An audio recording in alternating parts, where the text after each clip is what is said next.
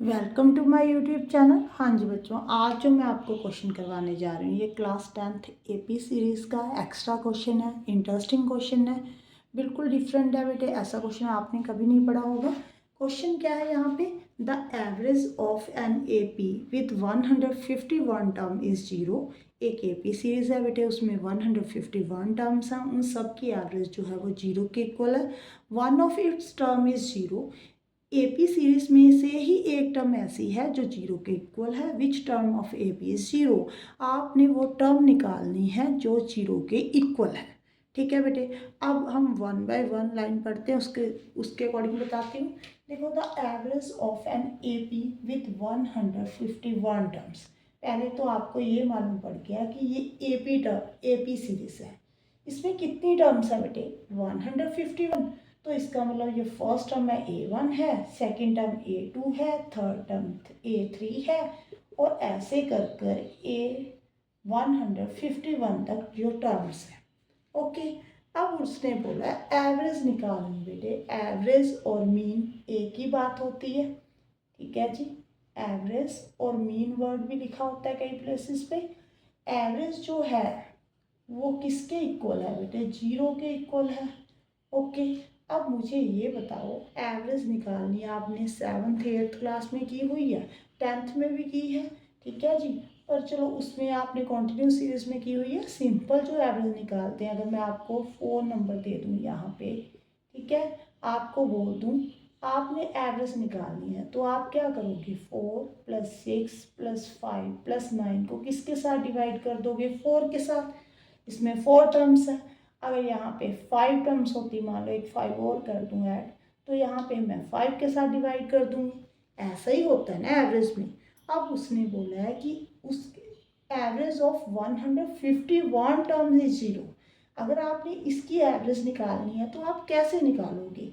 देखो, सभी टर्म्स को आप ऐड कर लोगे, ठीक है जी। जितनी भी टर्म्स है, 151 टर्म्स हैं, उनको ऐड करोगे आप। 151 के साथ क्या कर दोगे, डिवाइड कर दोगे। ऐसे निकालोगे ना एवरेज, ऐसे निकालोगे। A1 A2 A3 up to ए 151 तक आप सभी नंबर टर्म्स को ऐड कर दोगे। 151 के साथ आप क्या कर दोगे, डिवाइड। अब देखो आगे बेटे को, अगर आप 151 को राइट हैंड साइड पे मल्टीप्लाई कर दोगे तो ये क्या बन जाएगा बेटे, A1 A2 A3 up to A151 is equal to zero. अगर आप इसको मल्टीप्लाई करोगे, देखो जीरो हो जाएगा। ये A1 A2 A3 क्या है, ये सम है कितनी टर्म्स का, 151 टर्म्स का। इसको आप ऐसे लिख सकते हो, बताओ ऐसे लिख सकते हो ना कि A1 A2 A3 151 तक टर्म्स हैं, उन सब का सम किया हुआ है। तो अब आपको सम का फॉर्मूला तो आता है। एपी सीरीज में सम का फॉर्मूला क्या होता है बेटे, देखो n/2 2a + n-1 into d is equal to zero. यही होता है। n के प्लेस पे 151, ए को ए रहने दो। आपको कौन सा मालूम है, फर्स्ट टर्म कौन सी है, डिफरेंस भी नहीं आपको मालूम। हाँ जी, एन तो मालूम है 151 - 1, डी को डी रहने दो इज इक्वल टू जीरो। अगर आप इसको राइट हैंड साइड पे लेकर जाते हो, ये 2 के साथ उधर मल्टीप्लाई हो जाएगा, 151 के साथ डिवाइड हो जाएगा, ये जीरो हो गया बेटे। हमारे पास क्या रह गया है, 2a + 150 d is equal to zero. यही रह गया बेटे। अब देखो 2a is equal to -150d। ए जो आएगा बेटे -150 को 2 के साथ डिवाइड कर दो, डी साथ में आ जाएगा। ए जो आ गया बेटे -75d, ये आ गया बेटे। अब हमने ये फाइंड कर लिया जो ए है वो किसके इक्वल है बेटे, ठीक है। एक मिनट, यहाँ से नज़र नहीं आ रहा, यहाँ पे लिख देती हूँ, ए इज इक्वल टू -75d। अब देखो, ये हमने जो फर्स्ट लाइन पढ़ी थी उसमें से रिजल्ट फाइंड किया। अब one of its term is zero.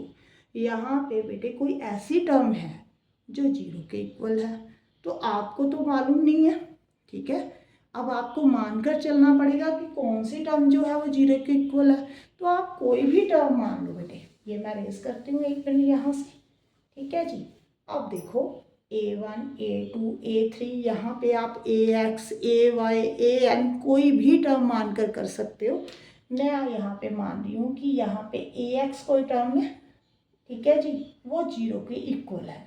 Okay, अब आपको जनरल फॉर्म तो आती है AN की, A plus N minus 1 into D, यही होती है, ठीक है जी। अब यहाँ पे A plus x minus 1 into D, यही आ जाएगा क्योंकि यहाँ पे x है। अब आप A के प्लेस पे क्या पुट करोगे बेटे, -75D।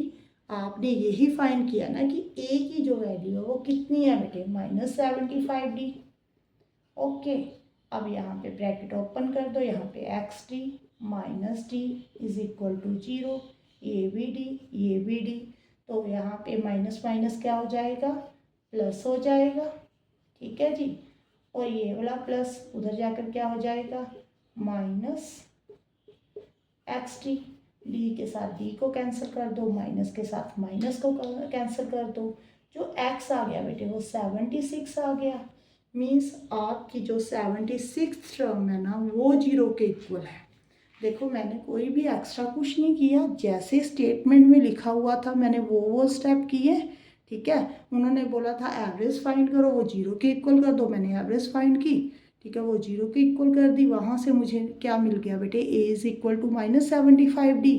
अब उन्होंने बोला एक टर्म को 0 मान लो, मैंने AX को 0 मान लिया, ठीक है। वहाँ से मुझे x की वैल्यू फाइंड हो गई, वो कितनी है बेटे 76। इसका मतलब 76 जो टर्म है ना वो 0 के इक्वल है। यही फाइंड करने को बोला था, which term of AP is 0, ठीक है जी। क्वेश्चन इंटरेस्टिंग लगे तो वीडियो को लाइक जरूर करना बेटे। Thank you for watching.